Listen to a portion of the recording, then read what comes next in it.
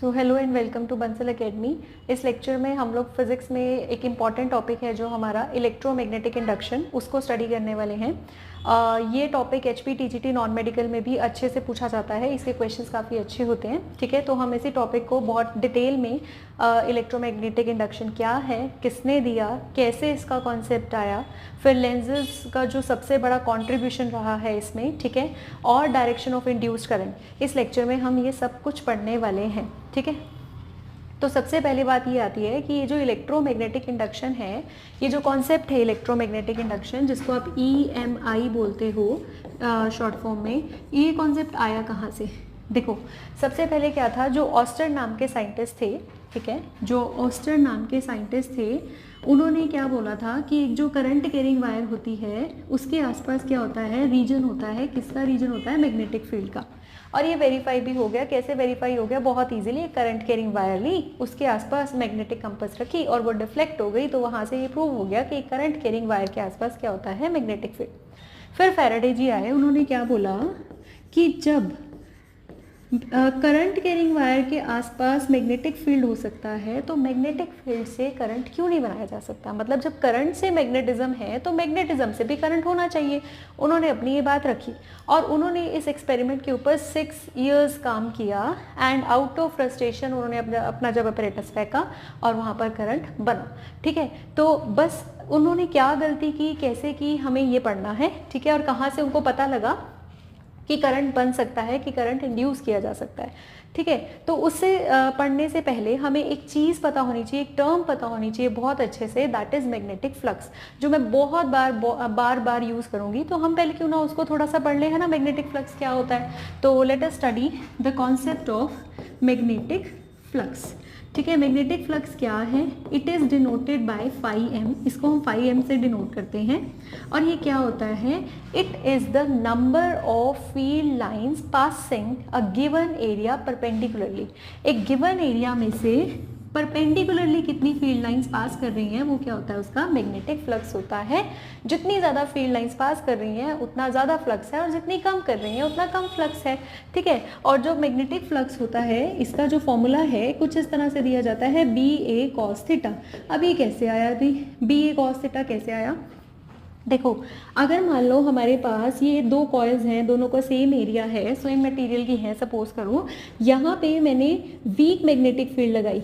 ठीक है, weak magnetic field कैसे शो करते हैं हम लोग? वीक मैग्नेटिक फील्ड शो करते हैं जब फील्ड लाइंस दूर दूर हैं, दे आर फार अपार्ट, है ना। और यहाँ पे हमने लगाई स्ट्रॉन्ग मैग्नेटिक फील्ड, लगा दी यहाँ पे हमने स्ट्रॉन्ग मैग्नेटिक फील्ड। यहाँ पे फील्ड लाइंस जो होंगी वो पास होंगी, तो एज अ रिजल्ट ज़्यादा फील्ड लाइंस यहाँ से पास करेंगी, है ना। तो इसका फ्लक्स ज़्यादा हो गया, क्योंकि यहाँ से परपेंडिकुलरली ज़्यादा फील्ड लाइंस पास कर रही हैं, यहाँ से परपेंडिकुलरली कम फील्ड लाइंस पास कर रही हैं, तो यहाँ पे फ्लक्स कम हो गया। तो जो फ्लक्स है वो किसके डायरेक्टली प्रोपोर्शनल होता है? B के डायरेक्टली प्रोपोर्शनल होता है। Stronger will be the field, more will be the flux. ठीक है, इतनी बात हमें समझ आ गई फील्ड पे कैसे डिपेंड कर रहा है। सेकेंड जो पॉइंट है वो एरिया पे डिपेंड करता है। एरिया पे कैसे डिपेंड करता है?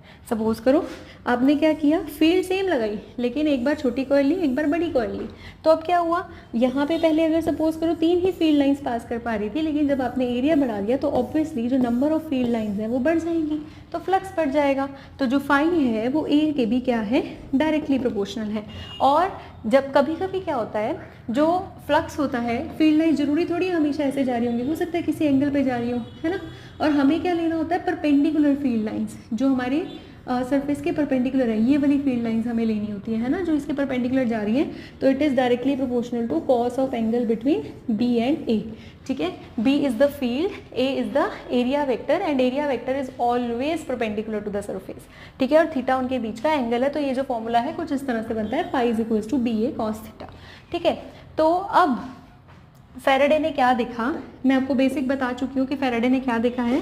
फैराडे ने बेसिकली क्या किया है, उसने करंट बनाने की कोशिश की है, इंड्यूस करवाने की कोशिश की है, कहाँ से? मैग्नेटिज्म से, है ना। तो यही चीज़ हम लोगों को देखनी है। कैसे? अभी देखो उसने क्या किया, अगर मान लो ये cross indicates that it is perpendicularly inward field lines, है ना, ये परपेंडिकुलरली इनवर्ड फील्ड लाइंस हैं। तो उसने क्या किया, एक कॉइल ली, ये परपेंडिकुलरली इनवर्ड फील्ड है, ऐसे फील्ड अंदर जा रही है। अब यहाँ पे कांस्टेंट फील्ड लगाई, उसने देखा कोई करंट ही नहीं बन रहा, कि फील्ड से करंट क्यों नहीं बन रहा। उसने जब अपने अपरेटस को उठा के फेंका तो जरूर फ्लक्स में चेंज आया होगा। अभी कैसे आया होगा देखते हैं। अब उसने क्या किया, ये कॉइल ली, ठीक है, ये फील्ड लगाई, इसी फील्ड को वेरी कर दिया, इसी फील्ड को क्या कर दिया उसने, वेरी कर दिया, चेंज कर दिया, ठीक है। अब आपको पता है phi is equals to B A cos theta, जब मैग्नेटिक फील्ड वेरी हो गई तो फ्लक्स वेरी हो गया, ठीक है। यहाँ पे कॉइल थी, देखा भाई करंट बन गया कॉइल में, ठीक है। अभी मेरे को नहीं पता इसकी डायरेक्शन क्या है, डायरेक्शन मैं आपको बहुत जल्दी ही सिखाऊंगी लेंजेस लॉ से। सपोज इस डायरेक्शन में करंट जाता हुआ दिखा, तो उसने क्या देखा, it is not the magnetic field, ये मैग्नेटिक फील्ड नहीं है, it is not the magnetic flux which is going to generate current in the coil, जिससे करंट जनरेट होगा कॉइल में। क्या चीज जनरेट करती है करंट, चेंज आना चाहिए किसमें, देखो आपको फ्लक्स चेंज करना है, ठीक है। उसने क्या देखा कि फ्लक्स के चेंज होने से क्या बनता है, करंट इंड्यूस होता है। अब जो फ्लक्स है, फ्लक्स दो तीन तरह से चेंज किया जा सकता है, या तो फील्ड चेंज कर दो, या एरिया चेंज कर दो, या उनके बीच का एंगल चेंज कर दो। उसने इस केस में क्या किया है, उसने कॉइल का एरिया नहीं चेंज किया, वो तो सेम है, उसने फील्ड वेरी कर दी, मैग्नेटिक फील्ड चेंज कर दी, मैग्नेटिक फील्ड चेंज कर दी तो मैग्नेटिक फ्लक्स चेंज हो गया, मैग्नेटिक फ्लक्स चेंज हो गया तो चेंज होने की वजह से वहाँ पे क्या आया, करंट आया। तो व्हाट ही फाउंड, जो वो 6 साल से गलती कर रहा था, वो क्या गलती कर रहा था, वो फ्लक्स दे रहा था, वो चेंज नहीं दे रहा था फ्लक्स में। तो it is a change in flux. मैं बार बार चेंज वर्ड यूज़ कर रही हूँ, मैं ये नहीं कह रही ज़्यादा करना, मैं ये नहीं कह रही कम करना। फ्लक्स इंक्रीज भी कर सकता है, फ्लक्स डिक्रीज भी कर सकता है, दोनों ही केसेस में करंट इंड्यूस होगा ही होगा, whether the flux is either increase और डिक्रीज। फ्लक्स को बढ़ाओ या कम करो, आपका करंट इंड्यूस होगा ही होगा, ठीक है। तो हमने देखा कि जब फ्लक्स चेंज हुआ, जब मैग्नेटिक फील्ड चेंज हुई तो फ्लक्स इंड्यूस हुआ। अब सेकेंड टाइम हम लोग क्या कर रहे हैं, अभी देखो सपोज यहाँ पे मैंने फील्ड फिर से कांस्टेंट कर दी। अब आप कहोगे फील्ड फिर से कांस्टेंट कर दी तो करंट कैसे इंड्यूस होगा। अब मैं दूसरी चीज़ चेंज करूँगी। मैं क्या चीज़ चेंज करूँगी, ये कॉइल है, मैंने इस कॉइल का एरिया बड़ा कर दिया, किसी तरीके से मैंने क्या किया, इस कॉइल का एरिया एक्सपैंड करवा दिया या कम करवा दिया, कुछ भी कर दिया, ठीक है। सपोज मैंने इंक्रीज करा दिया इसका। अब एरिया चेंज हुआ, एरिया चेंज हुआ तो क्या चेंज हो गया, फ्लक्स चेंज हो गया। फ्लक्स चेंज हो गया तो क्या इंड्यूस होगा, फिर से करंट इंड्यूस होगा, ठीक है। तो see I haven't change magnetic field, मैंने मैग्नेटिक फील्ड पे कोई फर्क नहीं आने दिया, लेकिन एरिया चेंज करते भी यहाँ पर क्या हो जाएगा, करंट इंड्यूस हो जाएगा। मेरे को कैसे पता लगेगा करंट इंड्यूस है, मैं कॉइल को हाथ थोड़ी लगाऊंगी। हम क्या लगाएंगे यहाँ पे, गैल्वेनोमीटर, है ना, हम गैल्वेनोमीटर लगा लेते हैं। गैल्वेनोमीटर क्यों लगा रहे हैं, क्योंकि बहुत स्मॉल करंट्स को भी मेजर कर लेता है ना, इसीलिए, ठीक है। अब तीसरा तरीका क्या है, अब ना मैं एरिया चेंज कर रही, अब हम ना एरिया चेंज करेंगे ना फील्ड चेंज करेंगे, फिर कैसे करंट इंड्यूस करेंगे। फिर क्या करेंगे, ये जो कॉइल है इसको रोटेट कराएंगे, ऐसे अपने एक्सेस पे रोटेट कराएंगे, जिससे थीटा चेंज करेगा, थीटा चेंज करेगा तो फ्लक्स चेंज करेगा, फ्लक्स चेंज करेगा तो क्या होगा, फिर से करंट इंड्यूस होगा। और ये चीज़ हम यूज़ करते हैं वहाँ पे, आप जनरेटर देखते हो, जनरेटर की शाफ्ट घूमती है, कॉइल ऐसे घूमती है ना, और जनरेटर भी क्या करता है, करंट ही तो इंड्यूस करता है। वहाँ आप मैग्नेटिक फील्ड चेंज नहीं कर रहे, जो मैग्नेट्स एक बार लगा दिए, वहाँ आप एरिया चेंज नहीं कर रहे, आप जनरेटर की कॉइल थोड़ी बाहर निकालोगे बार बार। आप क्या चेंज करते हो, आप फ्लक्स चेंज करते हो बाय चेंजिंग थीटा, थीटा को चेंज करते हो और आपका फ्लक्स चेंज करता है, फ्लक्स चेंज करता है तो क्या इंड्यूस होता है, करंट इंड्यूस होता है। तो फैराडे ने कंक्लूजन निकाल दिया कि जब तक फ्लक्स को चेंज करते जाओगे तब तक करंट इंड्यूस होता जाएगा, जैसे ही फ्लक्स चेंज करना बंद कर दोगे वैसे ही करंट इंड्यूस होना बंद हो जाएगा, ठीक है। तो ये हमने पढ़ा। और दूसरी बात उसने ये भी देखा, आप इस कॉइल को जितनी तेजी से घुमाओगे, ठीक है, जितनी हाई वेलोसिटी से आप इसे क्या करोगे, घुमाओगे, उतना ज़्यादा करंट इंड्यूस होगा, ठीक है। तो स्पीड हाई होगी तो करंट इंड्यूस भी क्या होगा, हमारा हाई होगा, ठीक है। तो आई इंड्यूस्ड भी क्या होगा, हाई, ठीक है।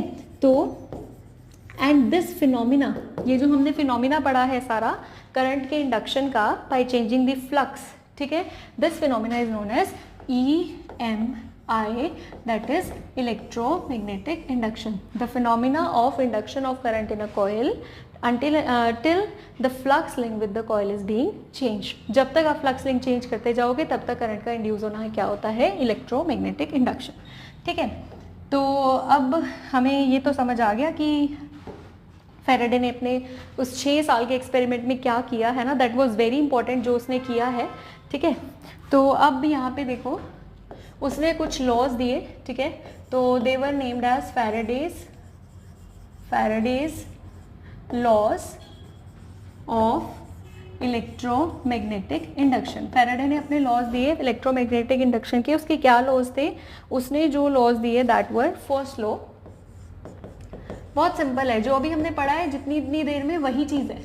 क्या है? उसने क्या बोला कि करंट तब तक बनेगा, कब तक बनेगा? जब तक आप फ्लक्स चेंज करते जाओगे। जैसे ही आप फ्लक्स चेंज करना बंद कर दोगे, करंट की इंडक्शन भी क्या हो जाएगी? बंद हो जाएगी। मीन्स कि करंट इज इंड्यूस्ड, ठीक है, current is induced till the flux is being changed, ठीक है, फ्लक्स इज बीइंग चेंज। जब तक आप फ्लक्स चेंज कर रहे हो तो करंट इंड्यूस होगा, एंड एज सून एज आप फ्लक्स चेंज करना बंद कर दोगे, आपका करंट की इंडक्शन भी क्या हो जाएगी? बंद हो जाएगी। पहला यही था इसका लॉ, ठीक है। अब दूसरा लॉ क्या है इसका?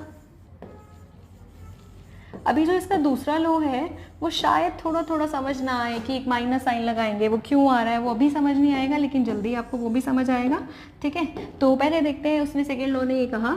अब देखो ये हमें बात पता है, हमें इतनी बात क्लियर है, अगर कहीं पे करंट इंड्यूस हुआ है, कहीं पे करंट चल रहा है, तो वहाँ ईएमएफ वोल्टेज का होना जरूरी है, क्योंकि करंट हमेशा फ्लो करता है ड्यू टू पोटेंशियल डिफरेंस। अगर कहीं पे पोटेंशियल डिफरेंस नहीं है तो वहाँ करंट ही नहीं है। तो अगर आप ये बोल रहे हो कि यहाँ पे करंट इंड्यूस हुआ है, तो आप ये बात भी तो बोल सकते हो ना कि वहाँ पे ईएमएफ इंड्यूस हुई है ना।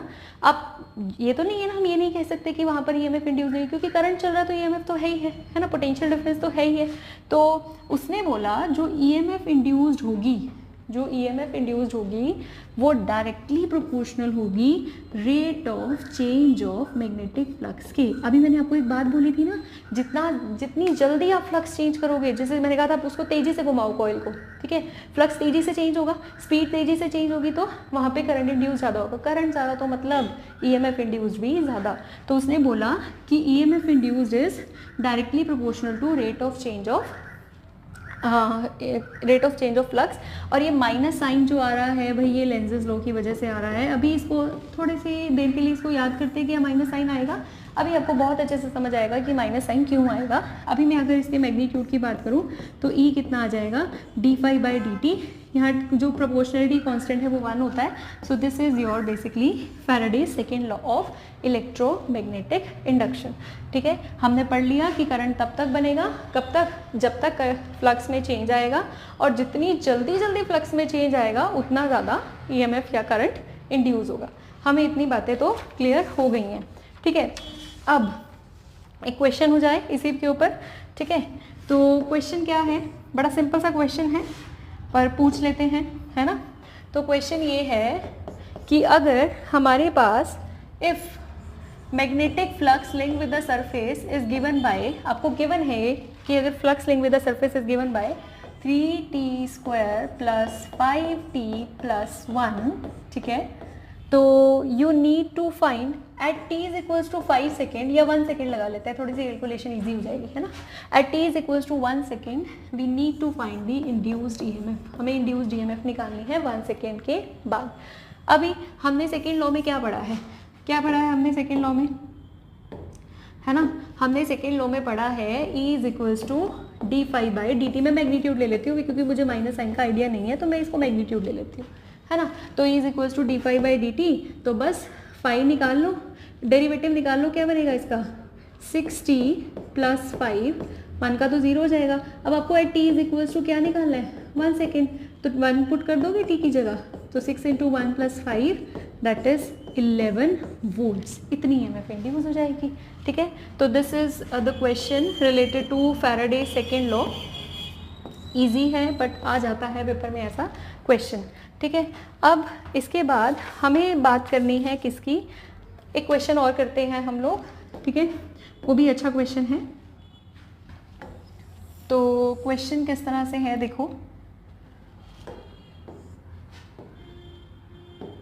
जो क्वेश्चन है वो ये है कि if a coil is placed in perpendicular magnetic field, ठीक है, if a coil is placed in perpendicular magnetic field, अगर कॉइल को परपेंडिकुलर मैग्नेटिक फील्ड में रख दिया जाए, ठीक है, ऑफ 0.10 टेस्ला, 0.1 टेस्ला की हमारी क्या है, फील्ड है, ठीक है।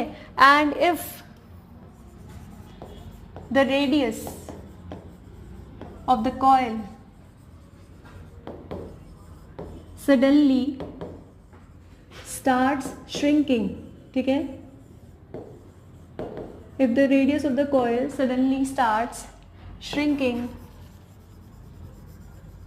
at the rate, ठीक है, मैंने थोड़ा शॉर्ट फॉर्म लिख दिया है, at the rate of 0.2 millimetre पर सेकेंड, 0.2 मिलीमीटर पर सेकेंड की स्पीड से जो रेडियस है वो कम होने लग गया है, find the induced EMF, find induced EMF of the coil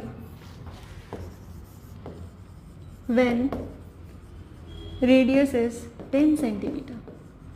अब क्वेश्चन पढ़ के हमें इतना तो आइडिया लग रहा होगा ना, देखो उसने बोला कि एक परपेंडिकुलरली यूनिफॉर्म मैग्नेटिक फील्ड है, ये गिवन है, मैग्नेटिक फील्ड यूनिफॉर्म है, मैग्नेटिक फील्ड चेंज नहीं कर रहे हैं, ठीक है, क्या चीज़ चेंज कर रहे हैं, रेडियस चेंज कर रहे हैं। कॉइल की रेडियस पहले इतनी बड़ी थी, कॉइल इतनी हो गई, एरिया चेंज हो गया, एरिया चेंज हो गया, फ्लक्स चेंज हो गया, फ्लक्स चेंज हो गया, करंट इंड्यूस होगा, करंट इंड्यूस होगा तो ईएमएफ भी इंड्यूस होगी, वही ईएमएफ इंड्यूस हमें निकालनी है। और ईएमएफ इंड्यूस का जो लेकिन मुझे फॉर्मूला पता है, फैराडे के अकॉर्डिंग जो मुझे ईएमएफ इंड्यूस्ड का फॉर्मूला पता है वो तो होता है, मैं मॉडल ले रही हूँ, d∅dt होता है ना। अब इसमें कहीं रेडियस तो नहीं आ रहा, लेकिन हमें पता है E is equals to d/dt of phi, phi को हम कैसे लिख सकते हैं, BA cos थीटा, ठीक है। अब जो मैग्नेटिक फील्ड है वो परपेंडिकुलर है और एरिया वेक्टर तो हमेशा ही सरफेस के परपेंडिकुलर होता है, ठीक है, तो उन दोनों में जो एंगल हो गया वो कितना हो गया, 0, cos 0 कितना होता है 1, तो मुझे पता लग गया d/dt ऑफ BA। अब B तो क्या है, यूनिफॉर्म है, यूनिफॉर्म है तो डेरिवेटिव से बाहर आ जाएगा, तो B dA/dt, ठीक है। अब B I know what is the value of B, 0.10 Tesla. अब क्योंकि ये सर्कुलर कॉइल है, सर्कुलर कॉइल का एरिया क्या होता है, d/dt of pi r square, ठीक है, पाई कांस्टेंट फिर से बाहर, तो 0.10, पाई की वैल्यू 3.14 और डेरिवेटिव ऑफ r स्क्वायर का डेरिवेटिव क्या बनेगा, 2r इंटू dr/dt। अब जिस रेट से रेडियस डिक्रीज कर रहा है वो तुम्हें गिवन है क्वेश्चन में, dr/dt गिवन है, वैसे तो माइनस साइन आएगा क्योंकि डिक्रीज कर रहा है, अभी हम क्योंकि हम यहाँ पे भी कंसिडर नहीं कर रहे, let us take it as 0.2 millimetre पर सेकेंड, मिलीमीटर को मीटर में करोगे तो 10⁻³ से मल्टीप्लाई करोगे तो ये हो जाएगा मीटर पर सेकेंड, बस रेडियस गिवन है कितना, 10 सेंटीमीटर, सेंटीमीटर को मीटर में करोगे तो कैसे लिखोगे, 0.10 into 3.14 into 2 into r 10/100 into, हर चीज़ ऐसा यूनिट में होनी चाहिए ना, तो यहाँ से हम कैलकुलेट कर सकते हैं हमारा ईएमएफ इंड्यूस्ड, ठीक है, बहुत सिंपल क्वेश्चन था, ठीक है, बस हमें ये पता होना चाहिए कि ईएमएफ इंड्यूस क्यों हो रही है, एरिया की चेंज होने की वजह से, तो वही एरिया का हमने फॉर्मूला सब्स्टिट्यूट कर दिया, तो ये हमारा आ गया, हमें ईएमएफ इंड्यूस्ड कैसे निकालनी है। अब जो हमारा इम्पॉर्टेंट रह गया, अच्छा एक चीज़ और ध्यान रखना, कई बार ना ऐसे पूछ लेते हैं कि ये क्या हमारे लॉज को वॉयलेट कर रहा है, यहाँ पे करंट इंड्यूस हो रहा है, यहाँ पे एक तरह से इलेक्ट्रिकल एनर्जी जो है वो बन रही है, लेकिन law of conservation of energy क्या कहता है, energy can neither be created nor be destroyed but can be change from one form to another. यहाँ तो करंट बन गया, फैराडे ने तो करंट बना दिया, करंट बना दिया मतलब इलेक्ट्रिकल एनर्जी बना दी, लेकिन आपको ये चीज़ ध्यान रखनी है, एक्चुअली जो भी आप मैकेनिकल वर्क कर रहे हो, सपोज आप घुमा रहे हो, आप अगर घुमा रहे हो तो आप अपनी कोई एनर्जी तो लगा रहे हो ना घुमाने में उस कॉइल को, तो वो energy is actually converting into electrical energy. यहाँ एनर्जी कंजर्वेशन वैलिड है, ऐसा नहीं है कि एनर्जी कंजर्वेशन वैलिड नहीं है, energy conservation is still valid है। ओके ओके, तो अब मूव ऑन करते हैं लेंजेस लॉ पे, ठीक है। तो क्या है लेंजेस लॉ, देखो लेंजेस लॉ ये बोलता है, लेंजेस लॉ ये बोलता है कि करंट इस तरह से बनेगा कि वो अपने बनने के कारण को अपोज करेगा, करंट इस तरह से बनेगा कि वो अपने बनने के कारण को अपोज करेगा। देखो हर चीज़ इस दुनिया में स्टेबिलिटी चाहती है, अगर आप लोग रेस्ट कर रहे हो और आपकी मम्मा आपको आके कह दे कि ये जा बेटा ये करा, तो हम लोग क्या करेंगे, we are always going to oppose, है ना, क्योंकि हम रेस्ट की स्टेट में हैं। तो अभी वो कॉयल रेस्ट की स्टेट में थी, चलो उसका जो भी चेंज हुआ तो करंट इंड्यूस करने की क्या जरूरत थी, वो क्यों चाहेगी उसके अंदर करंट इंड्यूस हो, है ना, वो क्यों चाहेगी। अगर देखो पहली बात, अगर उसके अंदर आपने फ्लक्स में चेंज लाने की कोशिश की, आपने उसका एरिया चेंज करने की कोशिश की, आपने बी चेंज करने की कोशिश की, तो वो फ्लक्स क्यों चाहेगी कि उसका मैग्नेटिक फ्लक्स चेंज हो, वो कॉइल नहीं चाहेगी ना। तो वो क्या चाहेगी, वो वही जैसे थी वैसे रहे। अब वो वैसे कैसे रहेगी कि वो अपोजिट में कुछ करना चाहेगी। आपने अगर फील्ड बढ़ाई है तो वो इस तरह से करंट चलाएगी कि ओवरऑल फील्ड क्या हो जाए, कम हो जाए और वो फिर से उसी स्टेट में आ जाए। ऑल्दो वो उसी स्टेट में नहीं आ पाती है, लेकिन वो कोशिश तो करेगी ना। तो लेंजेस का जो लॉ है काइंड ऑफ इनर्शिया है, ठीक है। तो लेंजेस लॉ क्या कहता है कि I is induced in such a way that it opposes the cause of its own production, अपने बनने के कारण को अपोज करना चाहती है। बस बात इतनी है, इनर्शिया है, आलस है, नहीं करना चाहती है उस स्टेज को चेंज, ठीक है। तो क्या होता है, जैसे सपोज करो अगर मेरे पास ये कॉइल है, यहाँ मैंने गैल्वेनोमीटर लगाया, अब यहाँ पे आप नॉर्थ पोल को पास ले आए। पहले नॉर्थ पोल दूर था, ये मैग्नेट कहीं दूर पड़ा था, तो इसके साथ कोई भी फील्ड लाइन एसोसिएटेड नहीं थी। आप इस मैग्नेट को पास ले आए, तो नंबर ऑफ फील्ड लाइंस आप इसमें से इंक्रीज ही कर रहे हो, मैग्नेट पास आ रहा है ना। अब ये कॉइल क्या चाहेगी कि इसके अंदर से फील्ड लाइन इंक्रीज ना हो, भाई मैं ठीक हूँ, वो कहती है मैं ठीक हूँ, मैं जैसे हूँ ठीक हूँ। तो अब क्या है, आप इसको मैग्नेट को पास ले आए, फील्ड लाइन्स बढ़ गई। वो क्या चाहेगी कि मैग्नेट पास ना आए। मैग्नेट पास कब नहीं आएगा, जब यहाँ नॉर्थ पोल होगा या साउथ पोल। ऑब्वियसली बात है नॉर्थ पोल, क्योंकि नॉर्थ को क्या करेगा, रिपेल। अगर साउथ आ गया, साउथ तो और खींच लेगा भाई, और फील्ड बढ़ा देगा, है ना। तो यहाँ पे क्या इंड्यूस हो जाएगा अपने आप से, नॉर्थ पोल। नॉर्थ और नॉर्थ क्या करेंगे, रिपेल करेंगे। तो यहाँ पे करंट इस तरह से इंड्यूस होगा कि ये वाला फेस आपको नॉर्थ पोल दिखेगा। अब आपने क्लॉक रूल पढ़ा होगा बचपन में, है ना। क्लॉक रूल क्या कहता है, क्लॉक रूल कुछ ऐसा कहता है, कैसा कि अगर मान लो कहीं पे किसी फेस पे नॉर्थ पोल है, तो इसका मतलब जो करंट है उसकी डायरेक्शन कैसी है, एंटी क्लॉकवाइज। और कहीं किसी फेस पे अगर साउथ पोल दिख रहा है तो उसकी डायरेक्शन कैसी है, क्लॉकवाइज। तो यहाँ पे आपको एंटी क्लॉकवाइज करंट जाता हुआ दिखेगा, ऐसे कुछ। समझ आया, करंट इस तरह से बनेगा, अपने ही बनने के कारण को अपोज कर रहा है वो। थोड़ा और अच्छे से समझते हैं, ठीक है। अच्छे से कैसे समझते हैं, थोड़ा इजी सा एग्जांपल लेते हैं। पहले तो देखो, अगर मान लो ये परपेंडिकुलर मैग्नेटिक फील्ड है, ठीक है, यहाँ पे एक कॉइल रखी गई है, और अगर मान लो बी कांस्टेंट है, ठीक है, फाई कांस्टेंट, ए कांस्टेंट है, बी कांस्टेंट है, ए कांस्टेंट है, ओमेगा को आप चेंज नहीं कर रहे, वो भी कांस्टेंट है, तो क्या यहाँ पे फ्लक्स, क्या यहाँ पे करंट इंड्यूस होगा? ऑब्वियसली नहीं होगा भाई। क्यों नहीं होगा? क्योंकि फ्लक्स नहीं चेंज कर रहा ना। इन तीनों चीज़ों की चेंज करने से फ्लक्स चेंज करेगा, लेकिन ये तीन चीज़ें चेंज ही नहीं कर रही, तो फ्लक्स भी चेंज नहीं करेगा। फ्लक्स चेंज नहीं करेगा तो यहाँ पे करंट इंड्यूस कितना होगा? 0। अब मैंने क्या किया, मैंने यहाँ पे इसको, ये परपेंडिकुलर मैग्नेटिक फील्ड है, ठीक है, मैं क्या कर रही हूँ, ये फील्ड सपोज करो ये अभी इसके अंदर है, ये जो फील्ड है ये परपेंडिकुलरली इंक्रीजिंग फील्ड है, अंदर की तरफ बढ़ रही है ये फील्ड। अगर ये फील्ड बढ़ रही है तो इसके अंदर ऑब्वियसली फील्ड बढ़ रही है तो फ्लक्स बढ़ेगा। मेरे को तो फ्लक्स के चेंज होने से मतलब है, फ्लक्स चेंज होगा तो करंट इंड्यूस होगा। अब ऑब्वियसली फील्ड चेंज कर रही है तो ऑब्वियसली फ्लक्स चेंज कर रहा है, फ्लक्स चेंज कर रहा है तो करंट इंड्यूस होगा। कैसे इंड्यूस होगा? लेंजेस ने क्या कहा, देखो अंदर की तरफ फील्ड बढ़ रही है, अब ये क्या चाहेगा कि इसके अंदर फील्ड ना बढ़े। फील्ड कब नहीं बढ़ेगी? जब ये बाहर की तरफ फील्ड इंड्यूस करवा लेगा। बाहर की तरफ फील्ड इंड्यूस करवाना मतलब राइट हैंड थंब रूल लगाओ, बाहर की तरफ फील्ड इंड्यूस कराना मतलब करंट कैसे चलेगा? एंटी क्लॉकवाइज डायरेक्शन में ना। अगर थंब आपको फील्ड की डायरेक्शन दे रहा है तो कर्लिंग फिंगर किसकी डायरेक्शन देंगे? आपको करंट की डायरेक्शन देंगे। तो यहाँ पे करंट एंटी क्लॉकवाइज डायरेक्शन में अपने आप चलना स्टार्ट हो जाएगा, ताकि एक फील्ड इंड्यूस हो जाए परपेंडिकुलरली आउटवर्ड और इसकी फील्ड जो है वो चेंज ना हो। ठीक है, तो ये ऐसे होता है। अब सपोज आपने क्या किया,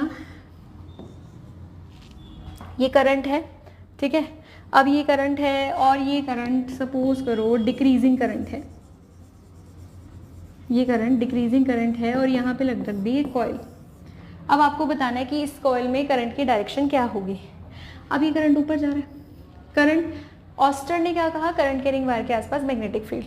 अब करंट डिक्रीज कर रहा है, करंट अगर डिक्रीज कर रहा है तो उसके आसपास वाली मैग्नेटिक फील्ड डिक्रीज करिए, मैग्नेटिक फील्ड डिक्रीज करिए तो फ्लक्स डिक्रीज कर रहा है। और मुझे तो चेंज से मतलब है, मतलब चेंज तो हो गया ना, फ्लक्स चेंज हो गया मतलब करंट इंड्यूस होगा। लेंजेस ने कहा कैसे होगा, ये ऊपर जा रहा है, फ्लक्स डिक्रीज कर रहा है। अब ये चाहेगा कि फ्लक्स डिक्रीज ना करे, फ्लक्स डिक्रीज ना करे मतलब ये इस तरह से करंट को चलाएगा कि फ्लक्स फिर से बढ़ जाए, है ना। अब कैसे बढ़ेगा फ्लक्स, देखो यहाँ पे जो करंट है ये ऊपर जा रहा है, राइट, तो इसमें फ्लक्स कैसे बढ़ेगा कि अभी देखो ये करंट कैरिंग वायर ऊपर है तो ये अंदर की तरफ जा रही है, फील्ड लाइंस परपेंडिकुलरली कैसी है, इनवर्ड है, और वो भी डिक्रीजिंग है ना, क्योंकि करंट डिक्रीजिंग है तो उसकी वजह से जो मैग्नेटिक फील्ड है वो भी तो डिक्रीजिंग है ना, ये ऊपर जा रहा है तो इसकी वजह से फील्ड लाइंस अंदर की तरफ है, क्योंकि करंट डिक्रीजिंग है तो ऑब्वियसली फील्ड जो है वो डिक्रीजिंग है। फील्ड डिक्रीजिंग, अभी कॉइल क्या चाहेगी कि फील्ड बढ़े, कैसे बढ़ेगी, मतलब आउटवर्ड में फील्ड लगाएगी, आउटवर्ड में फील्ड मतलब बाहर की तरफ, एंटी क्लॉकवाइज डायरेक्शन में। तो इस तरह से लेंसेज ने इसको एक्सप्लेन किया और ये बहुत इंपॉर्टेंट है, प्रीवियस ईयर में पूछा भी गया है कि लेंसेज लॉ के जो लेंसेज लॉ है कि क्या वो कंजर्वेशन ऑफ एनर्जी को वेरीफाई करता है या किस लॉ ऑफ कंजर्वेशन पे डिपेंड करता है। जो हमारा लेंसेज लॉ है वो कंजर्वेशन ऑफ एनर्जी पे डिपेंड करता है, क्योंकि यहाँ पर अपने आप से इलेक्ट्रिकल एनर्जी नहीं बन रही है, यहाँ पे आप कुछ ना कुछ तो चेंज कर रहे हो ना, जो आप कर रहे हो आपकी एनर्जी किस में कन्वर्ट हो जाती है, इलेक्ट्रिकल एनर्जी में कन्वर्ट हो जाती है, ठीक है। सो यस, लेंसेज लॉ जो है is in accordance with law of conservation of energy. बहुत इंपॉर्टेंट पॉइंट है ये हमारा, ठीक है। तो यहाँ पे हमारा ये जो टॉपिक है ख़त्म होता है कि करंट की बात कहाँ से आई थी, कि कैसे हम लोग इलेक्ट्रिकल एनर्जी इंड्यूस करवा सकते हैं, ठीक है। वो जो नेगेटिव साइन था आपको आई गेस क्लियर हो जाएगा, माइनस क्यों आ रहा है, क्योंकि ईएमएफ इस तरह से इंड्यूस होती है कि वो अपने बनने के कारण को अपोज करती है, इसीलिए नेगेटिव साइन आ रहा है, ठीक है। This is due to lenses law, okay.